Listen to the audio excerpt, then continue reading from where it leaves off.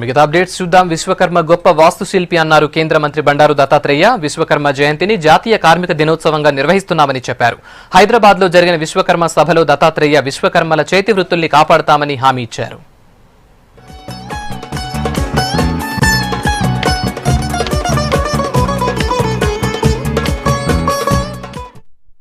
May Day అంతర్జాతీయ కార్మిక దినోత్సవం, కానీ భారతదేశానికి 17 సెప్టెంబర్ విశ్వకర్మ దినోత్సవం.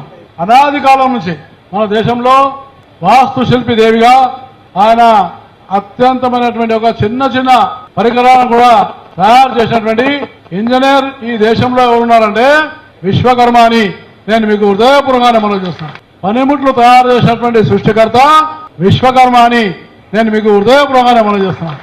కోట్లాది మందికి భారతదేశంలో ఉపాధి ఉద్యోగాలు కల్పించినటువంటి మహా సృష్టికర్త విశ్వకర్మ.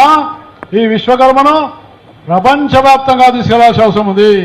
విశ్వకర్మీల యొక్క జాతికి ఉన్నటువంటి ఘనత మనందరికీ తెలిసిందే.